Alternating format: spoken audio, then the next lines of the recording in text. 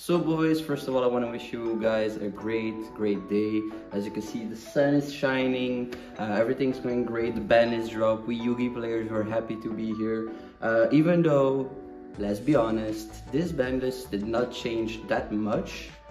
What I mean by that is for the meta. As of right now, I'm seeing more and more super heavy samurai combos with, even though the Scarecrow bans, Kashtira pulling up some fucking great, fucking utopic combos over there, thanks to Solemn. So I guess right now we are in a weird spot as Mannadium players, but I've seen some pretty interesting builds. I have my screen here right now and we're gonna discuss them. I'm gonna put them somewhere on the screen so that you can see them as well. So the first list I have here, let's put them on the screen right now. First of all, I'm seeing here some kind of Mannadome list. This is my first impression, right? Some kind of Mannadome list with just 2 Magnamuts, 1 Druid's Worm. Nothing too crazy here. The main focus here is actually the 2 of each Scarecrow. So what I mean by that is the Reinhardt, the Rhyphobia, and the Arrival. I personally play them as 1, each of them, but I mean, if you want to max out, not really max out, but actually play 2 offs, you can. Nothing is holding you back. We see here it's still a great consistent list. So 43 main deck, 3 Ryubs, 3 Meeks, 3 Fearless, everything is a 3 for the main engine. And then we see here, so 2 off for the Scarecrow, and then randomly, so 2 Magnamuts and 1 Druid's Worm. I do understand it. I feel like the Bestials, even though tier format is gone, is still a great implementation in a Mannadium build, especially since it can work. But this is not my favorite build, first of all, because I feel like Bestials right now are not the greatest hand traps as it was in tier format. Tier format, Bestials were needed. You needed to side deck or even main deck them to be able to do something. The second thing I see is, in addition to the 3 Bestials, you see the usual hand trap line, which is 3 Ash, 3 Droll, 2 Ogres. In my last deck profile, you saw that I took out the Droll and Logs, but now that I see Super Heavy still being back and the new Kashtira combos being made, I'm thinking about main decking Droll again. The first thing I do notice as well is the 2 crossout and the random nib. As you know, our deck does suffer from nib. I've seen some options to fix that issue. We're gonna go right into that on the next one, I think. But I'm not a huge fan of crossout. I do understand why people would play these, because you do play nib, you do play Ash, you do play Droll, you do play Imperm. Even the Bestials can fuck you up at times if the Visas are engraved and you need the Visas. So yeah, I don't understand why, but I'm not a huge fan of this.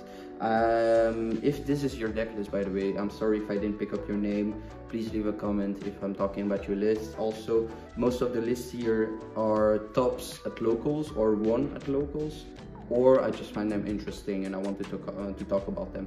So if your name is not mentioned, which might be the case, don't hesitate and put a comment down below and I will mention your name in the description just because you deserve it.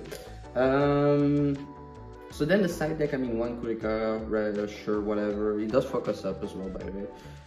Nibs 2 to complement the 3 of 3 Kaijus, which is logical. You want to Audi a Rise Heart, Harpy, Cyclone, sure.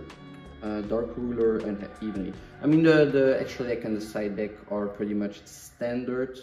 So I guess we're gonna go on to the second one, and this is a build.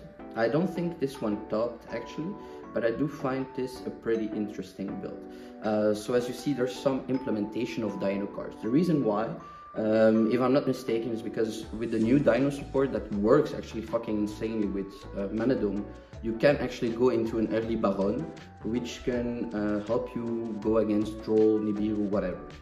So as you can see, the regular Mannadium lineup, 1 of each Scarecrow card for the combo, and then you see 3 babies, 1 Misk, the new Xeno dinosaur bullshit, and the 3 of the spell.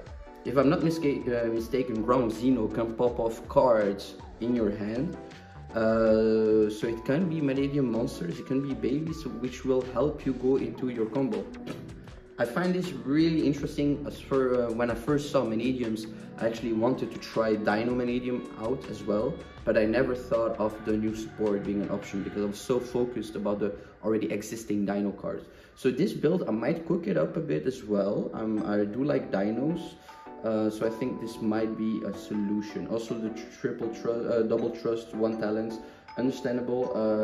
Your trust can search you fossil dig, your obsidian, all this stuff, arrival, it can help out a lot, and talents is just great card overall. The only issue I have with this build is only 6 hand traps is kind of low in my opinion, but you can always cook it. And then the side deck is always a discussion. I do find Lancia, I don't know, not a fan of it. But for the rest, I mean, the side deck is really what you want to play. The extra deck though, I see the Coral Dragon, which is not usually played. Then you also see the Clear Wing. I do understand why, so I think I'm gonna base my build around this one as well. This seems like a pretty good build in my opinion. Next build, also a Dino Mannadium one. Also the previous list did top something, if I'm not mistaken. This was like a top at locals. Anyway, then we have this list here. Don't look at the gammas too much. I think these need to be taken out, and I think the guy also said it.